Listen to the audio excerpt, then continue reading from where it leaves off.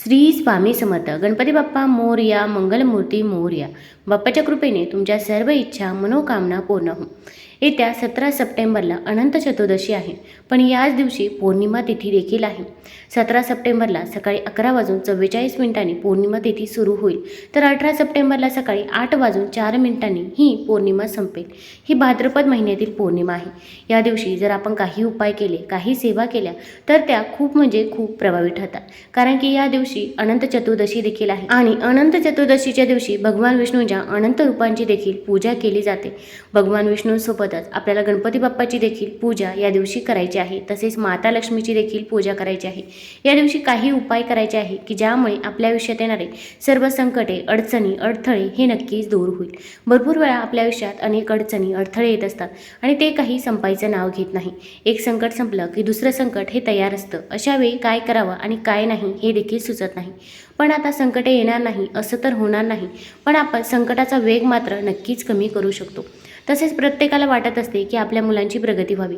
मग अभ्यासात असेल किंवा नोकरीत असेल, त्याने कोणत्याही क्षेत्रामध्ये मागे राहू नये. पण पाहिजे तसे होत नाही. मुलं अभ्यास तर करतात, पण त्यांना पाहिजे तसे मार्क्स हे मिळत नाही किंवा त्यांचे अभ्यासामध्ये लक्ष लागत नाही.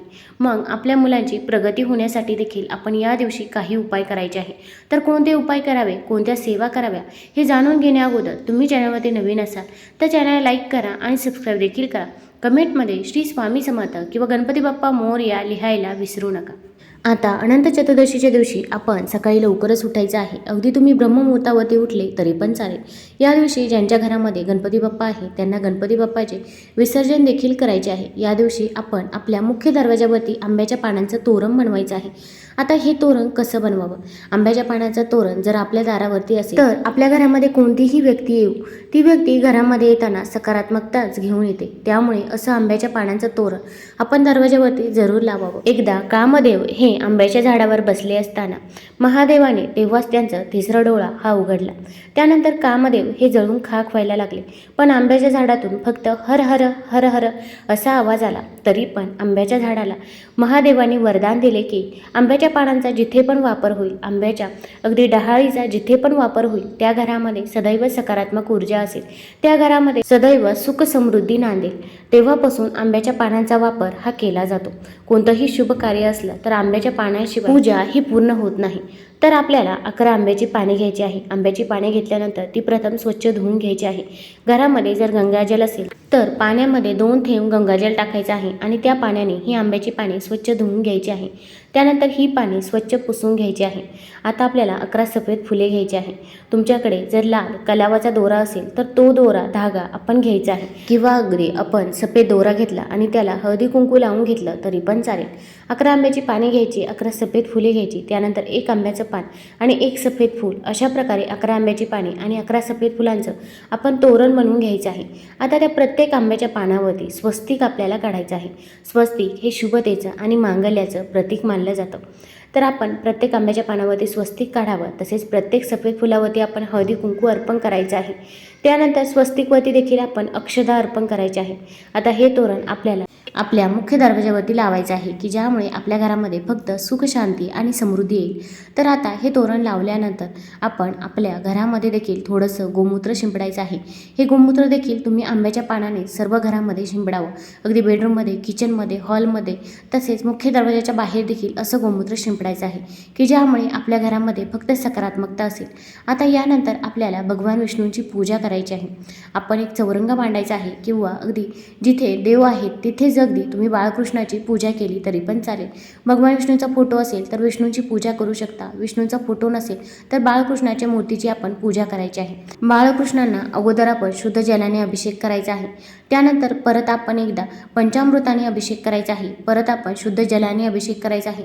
अभिषेक करत असताना आपण ओम नमो भगवते वासुदेवाय नमः, ओम नमो भगवते वासुदेवाय नमः या मंत्राचा जप करत राहायचा आहे.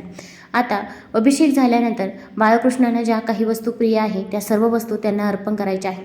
मग त्यांना चंदन लावावं, अष्टगंध लावावा, तसेच पिवळ्या रंगाची फुले असतील किंवा पिवळ्या रंगाची फळे असतील तर ती देखील भगवान विष्णूंना या दिवशी आवर्जून अर्पण केलीच पाहिजे. आता या दिवशी अनंताचा धागा बांधणे याला देखील खूप महत्त्व आहे, कारण की या दिवशी भगवान विष्णूंच्या अनंत रूपाची पूजा केली जाते. आता आपल्याला अनंताचा धागा कसा बनवायचा यावरचा व्हिडिओ देखील आपल्या चॅनलवरती आहे, तो देखील तुम्ही बघू शकता. आता आपल्याला भगवान विष्णूंना एक तुळशीपत्र हे अर्पण करायचं आहे, किंवा जर तुमच्याकडे 1000 तुळशीपत्र असतील तर 1000 तुळशीपत्र देखील भगवान विष्णूंना अर्पण करू शकता. आता तुळशीपत्र प्रथम आपण घ्यायचं आहे. घरामध्ये जर गंगाजल असेल तर गंगाजलाने हे तुळशीपत्र स्वच्छ धुवून घ्यायचं आहे, किंवा शुद्ध जलाने देखील तुम्ही हे तुळशीपत्र स्वच्छ धुवून घेऊ शकता. अगदी खाली पडलेलं तुळशीपत्र घेतलं तरी पण चालेल. धुतल्यानंतर आपण हे स्वच्छ पुसून घ्यायचं आहे. त्यानंतर हे तुळशीपत्र आपण आपल्या उजव्या हातामध्ये ठेवायचं आहे. देवघरामध्ये एक दिवा प्रज्वलित करायचा आहे. शुद्ध तुपाचा, तिळाच्या तेलाचा, मोहरीच्या तेलाचा दिवा तुम्ही प्रज्वलित करू शकता. पण हा दिवा प्रज्वलित करताना या दिव्यामध्ये या दिवशी चिमूटभर हळद टाकायला विसरायचं नाही. हळद ही भगवान विष्णूंना अत्यंत प्रिय आहे. त्यानंतर दिव्याला देखील हळदी कुंकू लावायचं आहे, फूल व्हायचं आहे. आता आपण आसन घेऊन बसायचं आहे. हे तुळशीपत्र आपण आपल्या उजव्या हातामध्ये पकडायचं आहे. आणि त्यानंतर आता भगवान विष्णूंची 1000 नावे आपल्याला घ्यायची आहे. विष्णू सहस्रनाम आपल्याला पठण करायचं आहे. ओम विष्णवे नमः. अशा प्रकारे 1000 नावे आपण घ्यावी. आता 1000 नावे घेणे आपल्याला जर शक्य होत नसेल, खूप अवघड वाटत असेल, तर तुम्ही फक्त श्रवण केलं तरी पण चालेल. मोबाईलवरती तुम्ही विष्णू सहस्रनाम लावून देऊ शकता, मग तुम्ही श्रवण केलं तरी पण चालेल. आता विष्णू सहस्रनाम पठण करून झाल्यानंतर आपण आपली जी काही इच्छा आहे, जी काही मनोकामना आहे, ती भगवान विष्णूंना सांगायची आहे. मग घरामध्ये पैसा येतो पण तो स्थिर राहत नाही, आर्थिक टंचाई आहे, किंवा मुलांचा आजारपण आहे, मुलांची पाहिजे तशी प्रगती होत नाही, किंवा घर पाहिजे, जे काही आहे ते अगदी मनापासून आणि श्रद्धेने तुम्ही भगवान विष्णूंना सांगायचं आहे. आता हे सांगून झाल्यानंतर हे तुळशीपत्र आपण भगवान विष्णूंना अर्पण करायचं आहे.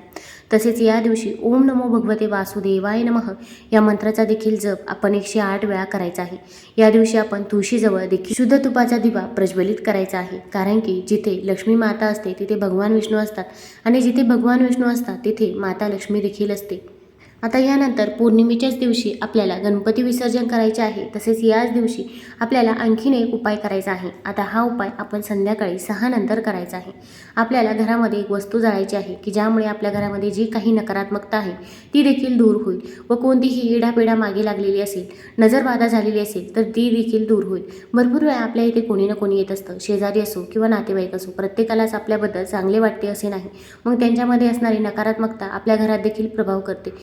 मग आपल्या मुलांची, पतीची प्रगती कुठेतरी खुंटत असते. तर ही सर्व इडापिडा दूर होण्यासाठी आपण या दिवशी एक उपाय करायचा आहे. तर आपल्याला पिंपळाचं पान हे घरी आणायचं आहे. पिंपळाचं पान घरी आणल्यानंतर आपण त्यावरती 4-5 भीमसेनी कापराच्या वड्या ठेवायच्या आहे. आता साधा कापूर घेण्याऐवजी भीमसेनी कापूरच घ्या, कारण की भीमसेनी कापूर हा नकारात्मक ऊर्जा जास्त प्रमाणामध्ये शोषून घेत असतो. त्यामुळे भीमसेनी कापूर घ्यायचा. जिथे पूजेचं साहित्य मिळते तिथे तुम्हाला भीमसेनी कापूर सहज मिळून जाईल. आता यानंतर तो भीमसेनी कापूर आपल्याला जाळायचा आहे. पान आपण भीमसेनी कापराच्या खाली ठेवायचं आहे. तसेच तुम्ही ते पान एखाद्या प्लेटीमध्ये किंवा कापूर जाळण्याचं भांडं असतं त्यामध्ये ठेवलं तरी पण चालेल. आता हा जाळ झाल्यानंतर हे पान घेऊन आपण सर्व ठिकाणी फिरायचं आहे. कधी घरामध्ये, बेडरूममध्ये, किचनमध्ये, हॉलमध्ये, सर्व ठिकाणी आपण हे पान घेऊन फिरावं.